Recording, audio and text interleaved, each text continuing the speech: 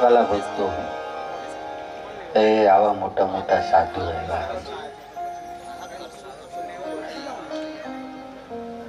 અને હજી આપણે એવા મોટા એક સંત આપણી સભામાં બેઠા છે, શ્રી રંગ સ્વામી, એના પણ આશીર્વાદ લેવાના છે.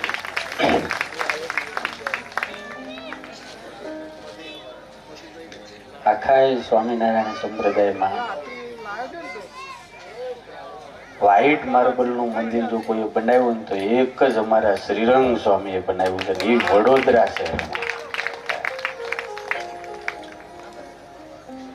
અદભુત ભગવાનની બધી કથાઓ છે ભક્તો.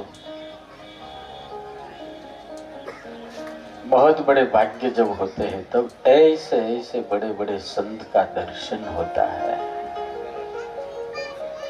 बहु समय नहीं लो. સુખદેવજી મહારાજે પરીક્ષિત મહારાજના ઉદ્ધારની માટે ભાગવત કથાની અંદર 9 સ્કંદની કથા કરી. 9 સ્કંદની અંદર અનંત અવતારો, ભગવાન રામ, ભગવાન પરશુરામ, મત્સ્ય કચ્છ વરાહ આદિ અનંત અવતારોની કથા, સૂર્યવંશ અને ચંદ્રવંશના મહારાજા અને સમ્રાટોની કથા, ધ્રુવ અને પ્રહલાદ જેવા મહાન ભક્તોની કથા, પ્રેમની મૂર્તિ એવા શબરીની કથા, આવી અનંત કથાઓ કરી અને 9મ સ્કંદની જ્યારે સમાપ્તિ કરી અને અંતની અંદર ચંદ્રવંશની અંદર પ્રગટ થયેલા ભગવાન દ્વારિકા નાથની કથા કરી. 10મ સ્કંદના પ્રારંભની અંદર પરીક્ષિત મહારાજ પ્રશ્ન કરે છે કે હે ગુરુદેવ, કથિતો વંશ વિસ્તારો ભવતા સોમ સૂર્યયો રાજ્યામ ચોભય વંશાનામ ચરિતમ પરમાદ્ભુતમ. હે ગુરુદેવ, તમે સૂર્ય અને ચંદ્ર વંશની કથા કરી, પણ હવે મારા ઈષ્ટ જે ભગવાન કૃષ્ણ છે એની કથા તમે મને પ્રેમથી સંભળાવો,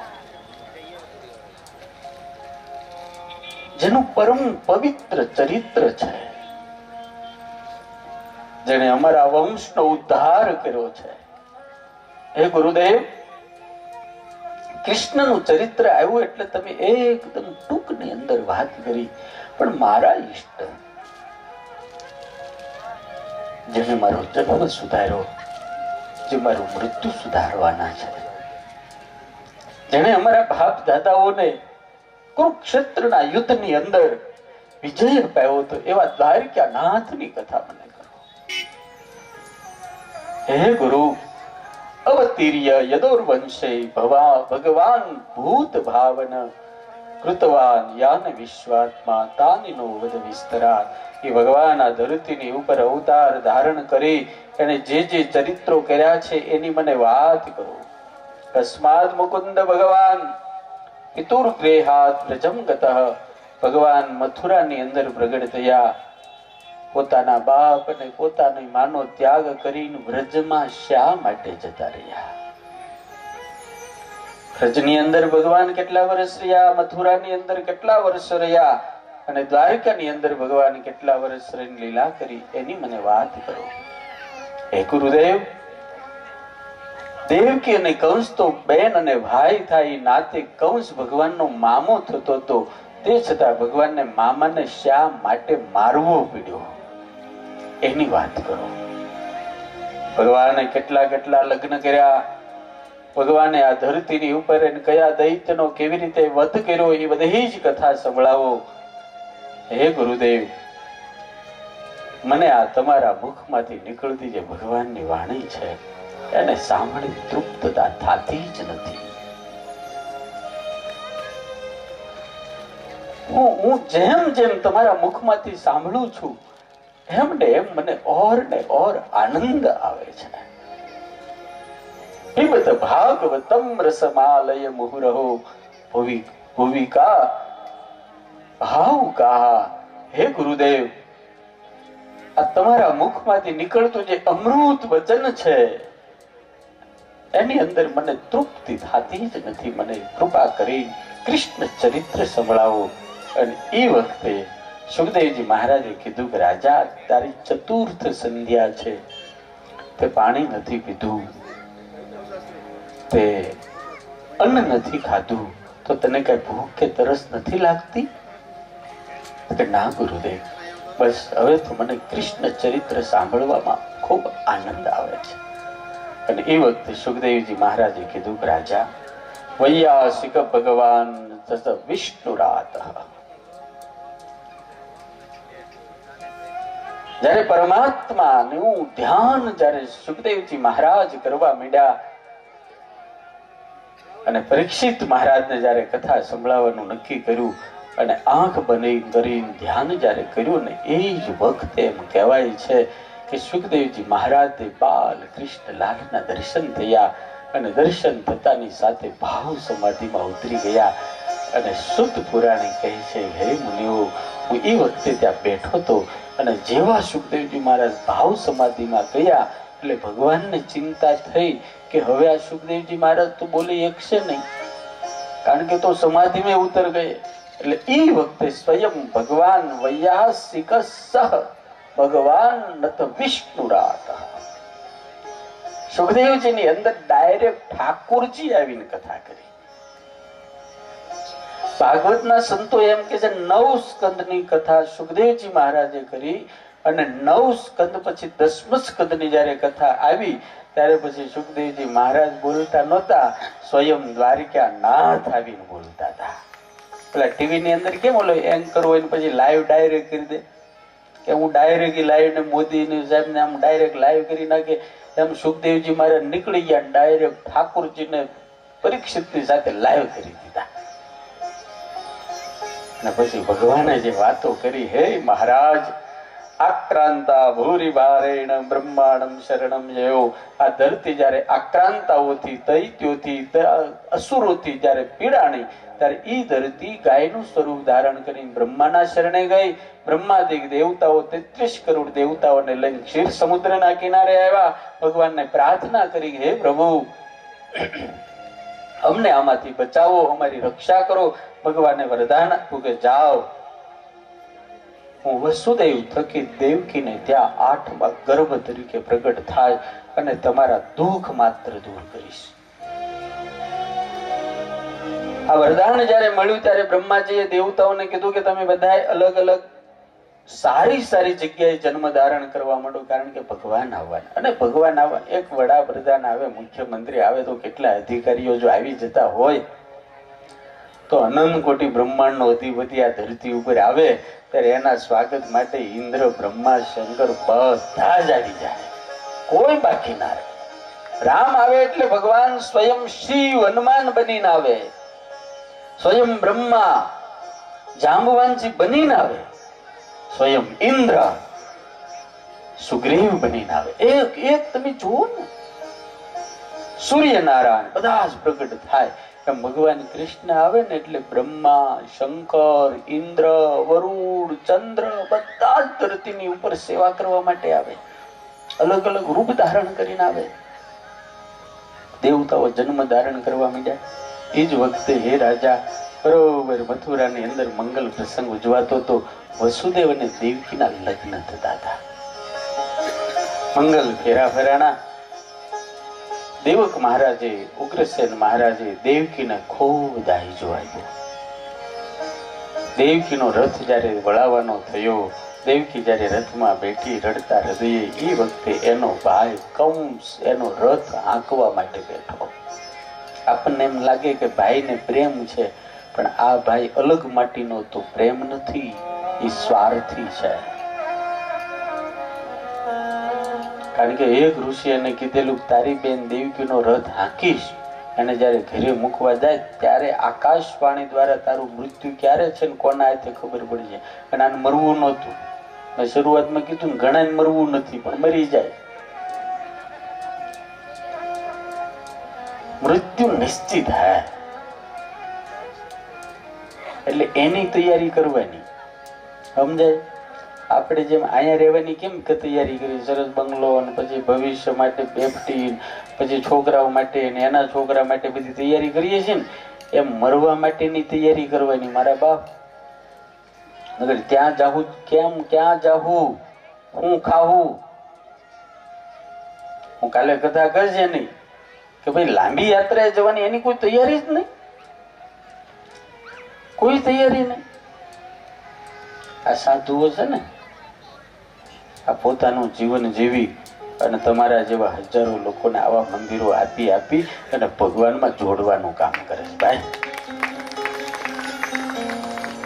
આ કઈ નાની વાત નથી.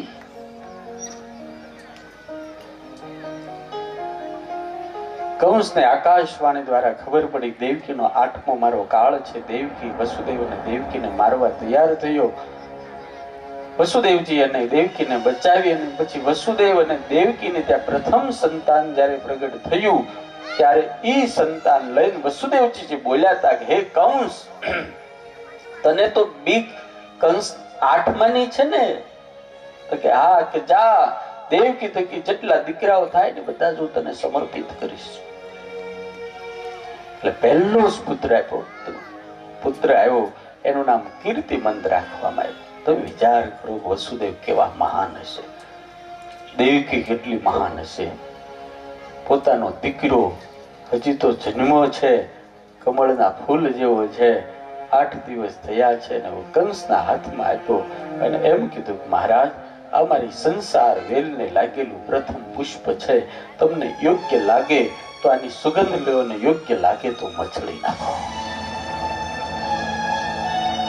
કઠોર કાળજે કંસને કરુણાએ જન્મ લીધો ને એમ કીધું કે 8મો મારો કાળ છે, પેલો નથી, આ પાછો લઈ જાઓ.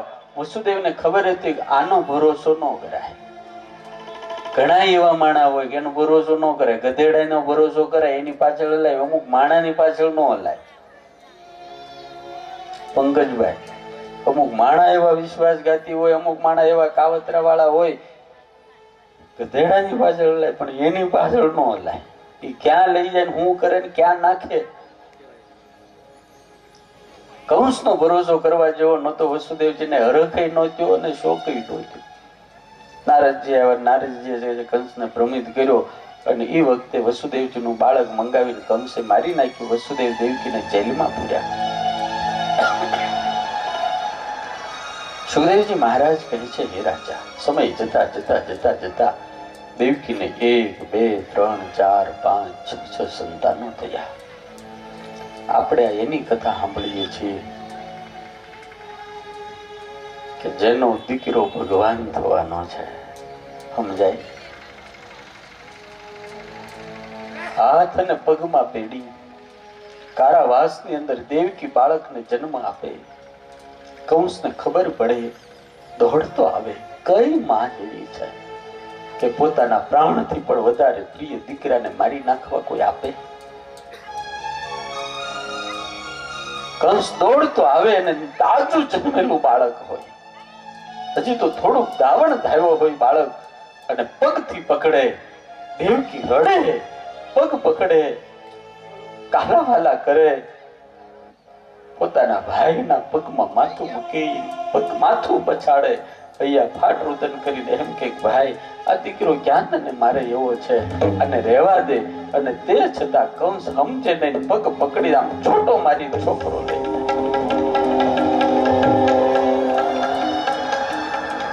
અને કારાવાસની દિવાલની પાસે જઈ અને આમ ફેરવી અને જોરથી નાળિયેર વધેરે એમ માથું ફોડી નાખે. ભગી બેન છે, ભગવાનની માં છે. એ ત્રાસ કેવો હશે તમે વિચાર. આપણે બહુ સુખી છીએ, બહુ. પોઢ્યા શ્રી હરિ જેને પેટે, એ જનની જ્યાં કેદ હશે. ત્યારે એ જ વિચાર મૂકી અકળ આવી, ત્યાં રૈયતના શા હાલ હશે, બીજી પ્રજા કેટલી દુઃખી હશે. આપણે બહુ સુખી છીએ. કોઈ દાડો ભગવાન પાસે જઈને ફરિયાદ ન કરવી, પ્રભુ અમે દુઃખી છીએ, આવી જયારે ફરિયાદ કરવાનું મન થાય ને ત્યારે એક વખત ભગવાનની માની અને બાપની કથા સાંભળવી. આપણે સરસ મકાન છે, રોજ ખાવાનું મળી જાય છે, આવો સરસ મજાનો સત્સંગ છે, મોબાઈલ કરીએ ગમે તે હાજર થાય છે. હવે તો મોબાઈલમાં પીઝા મંગાવે છે લોકો શહેરમાં. બનાવવું નથી, લેવાય નથી જવું. લ્યો શું થાય એ કે નક્કી નથી. અત્યારે ફોટા મોકલે પછી અહીંથી મોબાઈલમાં બાપાને નાખશે, બાપા સીધા અમેરિકા નીકળે છે, એવો મોબાઈલ આવશે. લો કાંઈ નક્કી નહીં હું થાય. અત્યારે ફોટો નીકળે છે ને એવું માણા નીકળે છે, અહીંથી મોકલ્યું છે પાર્સલ, લઈ લેજો.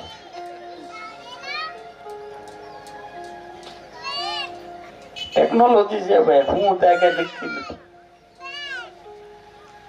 સુખદેવજી મહારાજ કહે છે, હે રાજા, 6 છોકરાને કંસે મારી નાખ્યા, 7મા શેષ પ્રગટ થયા બળદેવજી.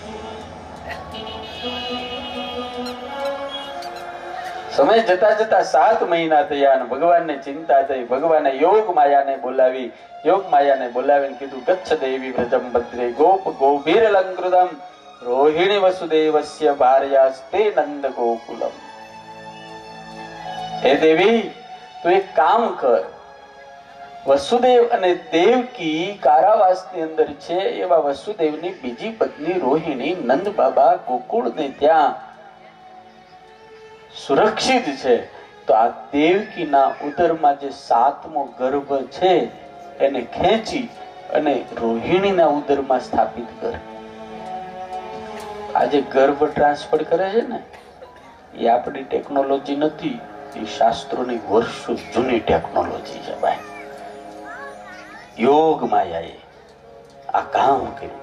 યોગ માયાએ કીધું, પણ પ્રભુ તમે વિચાર કરો, વસુદેવ અહીંયા, રોહિણી ત્યાં, 7 મહિના પછી હું ગર્ભ એમાં મૂકું તો લોકો કલંક નાખશે. ભગવાને કીધું એ મારી જવાબદારી છે. અને હે યોગ માયા, જે દિવસે મારો જન્મ થાય એ જ દિવસે તું નંદ બાબાને ત્યાં યશોદા થકી જન્મ ધારણ કરજે. મારો જન્મ થાય ને તારું પ્રાગટ જન્મ થાય એ દિવસે મથુરાની અંદર ને ગોકુળની અંદર કોઈ જાગતું ન હોવું જોઈએ, બધા સૂતા હોવા જોઈએ.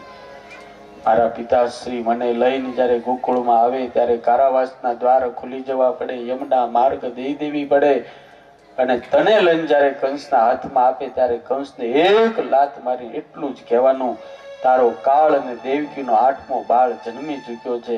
આટલું કામ જો તું મારું કરીશ તો હે દેવી જા, હું તને કળિયુગની અંદર અનેક નામથી પૂજાતી કરી દઈશ. કૌમુદા, ચંડિકા, કૃષ્ણા, માધવી, કન્યા, માયા, નારાયણી, શાની, શારદા, અંબિકા ઇતિ, આવા અનેક નામથી. અને આજે જો કળિયુગની અંદર માતાજીનો પ્રભાવ જો, કાળિયા માતા, ચાંદુડા માતા, તમારા ઘરમાં માતાજીનો જ પ્રભાવ, ઘરમાં માતાજીનો જ પ્રભાવ હોય છે ને. તમારું કાંઈ હાલે હે? સાચું બોલો. એક ભાઈ મોટી મોટી મૂછું ગામમાં બજારમાં જ્યાં જાય એવી રેડ્યું નાખે, એવી રેડ્યું નાખે. એટલે પણ ધીરા બોલો ને. शेर का बच्चा है, शेर है, गर्जना ऐसी होती है, ધીરું ન બોલાય કે છે. એક ભાઈ કીધું કે તમે બજારમાં એટલી બધી ગર્જના કરો છો, ઘરે જાવ ત્યારે હાવ ચૂપ થઈ જાવ છો, એનું કારણ શું? ત્યારે કોઈ તાર ઘરમાંથી ગર્જના ન સંભળાય, ત્યારે એને બહુ સરસ જવાબ આપ્યો, ત્યારે માતાજીની સવારી માથે હોય ને,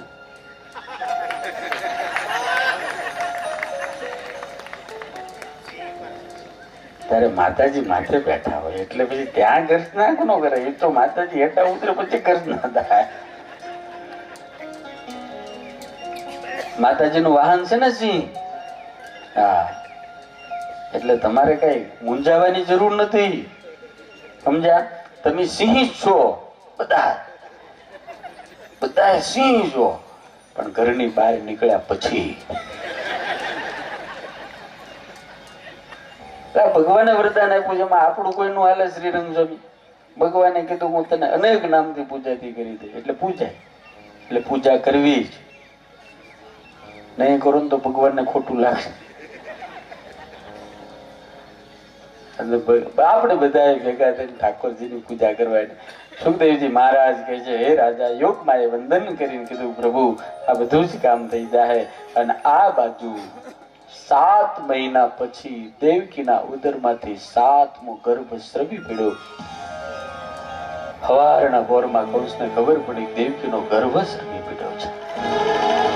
દોડતો દોડતો કારાવાસમાં તપાસ કરી, વૈદ્યો, હકીમો, ડોક્ટરો બધાને લઈ આવ્યો, મોટા મોટા મંત્રીઓ, ગુપ્તચરો બધાને લઈને આવ્યો કારાવાસ. અર્જન મીટિંગ કરી કે આવું કેમ થાય. ત્યારે જાણકાર માણસો એટલું જ કીધું કે મહારાજ, અતિશય બીકના કારણે પણ આ શક્ય છે. કારણ કે દેવકીને 6 બાળકો તમે મારી નાખ્યા, ત્યારે 7મો ગર્ભ કદાચ એના ડરના કારણે સ્રવી ગયો હોય. એટલે એની ચિંતા છોડો. ત્યારે એક જણાએ કીધું, પ્રભુ બહુ સારું થયું, એક બાળ હત્યામાં ચિંતો તમે બચ્યા. બીજો કે પણ પ્રભુ મહારાજ આવે ની 8મો હો. ત્રીજો કે તમારો કાળ મારી નાખશે. કંસ સાવધાન થયો, કડક ચોકી પહેરો કર્યો. ભગવાન નારાયણ 8મા સંતાન તરીકે પ્રગટ થવાના છે. સુખદેવજી મહારાજ કહે છે, રાજા સમય જતા જતા જતા જતા અષાઢ આવ્યો, અને અષાઢ ની અંદર ત્રેવડ ચોવડ વાદળ આકાશ ની અંદર થવા માંડ્યા, વીજળીના ચમકારા થવા માંડ્યા, કડાકા ને ભડાકા થવા માંડ્યા. આંબેલાની ધારે ધરતીની ઉપર વરસાદ વરસવા માંડ્યો, આખી ધરતી ધોવાઈને સાફ થઈ ગઈ. નદીઓની અંદર પૂર આવ્યા, નદીઓ સાફ થઈ, તળાવો છલકાવા માંડ્યા. પરમાત્મા આવવાના છે ભાઈ, સફાઈ તો કરવી પડે ને. પ્રકૃતિ કામે લાગી ગઈ, તમામ દેવતાઓ કામે લાગી ગયા. આજે તમે જોવો ને, અયોધ્યાની અંદર ભગવાન રામનું મૂર્તિ સ્થાપન થવાનું છે, ત્યારે આખો દેશ કેટલો આનંદ કરી રહ્યો છે. ભાગ્યશાળી છે આ રાઘવપુરા ગામ. યાદ રહેશે આ પ્રતિષ્ઠા કે આપણા ઠાકોરજી પણ રામ મંદિરની હારે હારે બેઠા છે. ઇતિહાસ લખાઈ રહ્યો છે, આ કઈ સામાન્ય વાત નથી. મંદિરો શણગારાય છે, દેશ આખો દેશ શણગારી રહ્યો છે. આપણને એમ લાગે કે રામાવતાર ની અંદર ભગવાન જયારે રાવણ ને મારીને જયારે આવ્યા ને, ત્યારે દેશમાં જે માહોલ હતો ને, એવો માહોલ ફરીને પાછો આજે થયો. આજે હિન્દુસ્તાનના એક એક હિન્દુના હૃદયની અંદર, એક એક સનાતનીના હૃદયની અંદર આપણે બહાર તો દીવડાઓ પ્રગટાવશું, પણ આપણા અંતર કોઠાની અંદર નકરા દીપ પ્રગટ થઈ રહ્યા છે. અને આ શ્રેય જો કોઈને જાતું હોય તો હજારો હિન્દુસ્તાનના સાધુઓ, હજારો હિન્દુઓ અને આપણા વડાપ્રધાન મોદી સાહેબને જાય છે.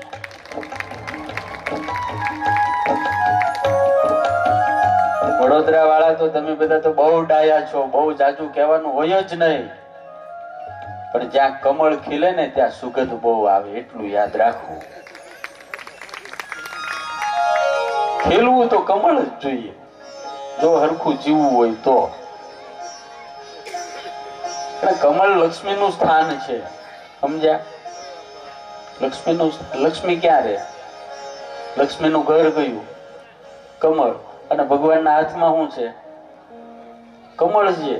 શંખ ચક્ર પદ્મ ને ભગવાનના હાથમાં કમળ, લક્ષ્મીજીના હાથમાં કમળ, માતાજીનું સ્થાન કમળ, માતાજીનું ઘર કમળ.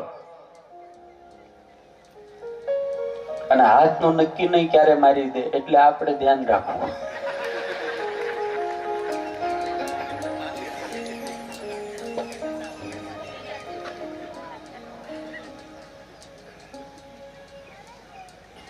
આપણે કોઈ પાર્ટીની નામ નથી લેતા, પણ આપણે તમને ખબર તો પડે.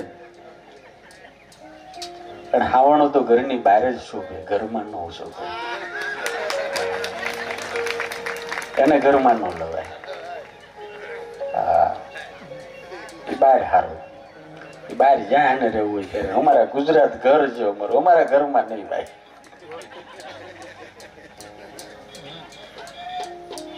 આટલું થોડુંક સમજી રાખવું. જો લાંબુ જીવવું હોય ને આપણી પેઢીઓને જે સુખી કરવી હોય તો સનાતન હિન્દુ ધર્મનો જે પક્ષ રાખે ને એ જ પક્ષ આપણો હોવો જોઈએ. નાત જાત બધું જ ભૂલી આપણે બધા સનાતની છીએ, આપણે બધા રામના સંતાનો છીએ, આપણે કૃષ્ણના સંતાનો છીએ, આપણે સૂર્યના પુત્રો છીએ, આપણે ચંદ્રના પુત્રો છીએ, આપણે કઈ અંધકારના પુત્રો નથી. સુખદેવજી મહારાજ એટલી જોરદાર વાત કરી, હે રાજા, આખી ધરતી ધોવાઈને સાફ થઈ ગઈ. આખી ધરતી ઝીણી ઝીણી ઝીણી એટલી સરસ મજાની આખું ધરતી લીલી છમ થવા માંડી. અષાઢ ગયો ને શ્રાવણ આવ્યો, આકાશ સ્વચ્છ થઈ, નિર્મળ આકાશ થયું, સરવડે મેઘ ચાલુ થયા, નદીઓ પણ નિર્મળ થઈ ગઈ, ડોળા પાણી હતા મટીને સ્વચ્છ પાણી થયા, સરોવરો છલકાતા હતા ને સ્વચ્છ થયા. ધીરે ધીરે વરસાદ આવે. ક્યારે જ્યાં જોવો ત્યાં ઝાડવાઓ મોરલાઓ ટહુકા કરે, કોયલો ટહુકા કરે, પક્ષીઓ આનંદ કરે, પ્રાણીઓ આનંદ કરે, હરણાઓ નાચવા લાગ્યા. અને જોજો અષાઢ જાય ને પછી ધરતી જોવી બહુ ગમે. જાણે ધરતી પોતાના પતિ સ્વામીનું સ્વાગત કરવા માટે લીલી સાડી પહેરીને તૈયાર નહોતી હોય. સોળે શણગારે ધરતી તૈયાર થઈ છે, દેવતાઓ નૃત્ય કરે છે, મનુષ્યો આનંદ કરે છે. અને પરમાત્મા શ્રાવણ સુદ પક્ષ ગયો ને વધ ચાલુ થયો. બાપા પડવો ગયો, બીજ ગઈ, ત્રીજ ગઈ, ચોથ ગઈ, પાંચમ ગઈ, છઠ ગઈ અને હાથમ આવી. શીતળા સાતમ, રાંધણ છઠ, બાયન બાપાએ બે સરસ મજાનું રાંધી છોકરાઓ પુલ્યું લઈને શેરીઓમાં આનંદ કરે ખાવાનું. અને શીતળા સાતમે તો ચૂલો બંધ હોય. આખું ભારત ઉત્સવ ઉજવ્યો, કાનુડો પ્રગટ થાય ત્યારે. અને હે મહારાજ, બરોબર હાથમ ગઈ અને આઠમ નો સૂર્યોદય થયો. સૂર્યોદય થયો ને સૂર્યાસ્ત થયો ને અંધારી રાત થઈ. આઠમની રળિયામણી રાત જ્યારે પ્રગટ થઈ, આકાશ એકદમ નિર્મળ છે. આકાશની અંદર તારલાઓ છે, ક્યાંક વાદળાઓ છે. શ્રાવણ વદ આઠમ કી રેન સુહામણી. શ્રાવણ વદ આઠમ કી રેન સુહામણી, સુહામણી. શ્રાવણ વદ આઠમ કી રેન સુહામણી, સુહામણી. આનંદ મંગલ ગાવે સબ ગજગામણી, ગજગામણી. અરે આનંદ મંગલ ગાવે સબ ગજગામણી, ગજગામણી. ઝરમર બરસે મેઘુલિયા,